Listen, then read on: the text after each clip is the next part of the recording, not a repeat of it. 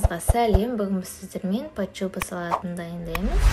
Бұны ерекше формамен, биылғы жылы хит болған балық формасымен жасайтын боламыз. Жаңа жылға жасауға өте әдемі, столыңызды әдемі етіп көрсетіп тұрады. Міндетті түрде жасап көріңіз. Сізге де ұнайды. Ең бірінші керекті құрамдарымызды пісіріп алып, ашып аламыз барлығын.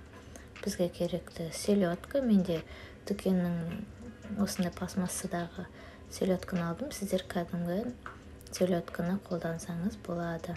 Ең бірінші свекла, картоп, морковь, жұмыртқа және бізге сельд керек болады. Осылайша формамызға ең бірінші свекладан бастап кезек-кезегімен теркадан өткізе отырып, осылай барлығын формамыздың барлығына жағып шығамыз.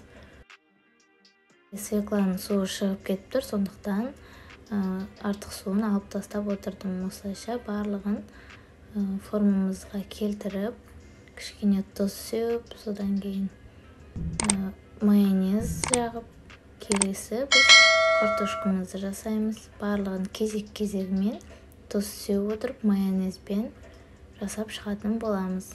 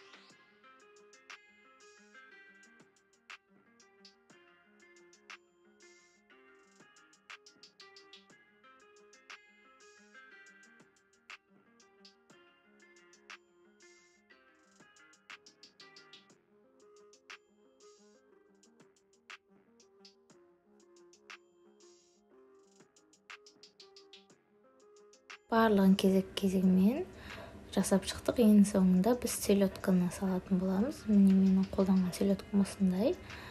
Барлығын уақыттап турап аламыз да салатын боламыз. Содан кейін бетіне тағы да жұмыртқамен тегістеп шығамыз. Өйткені біз мына балықты аударған кезде біздің селедкамыз шашылып кетпеу үшін жұмыртқамен барлығын жауып тастаймыз.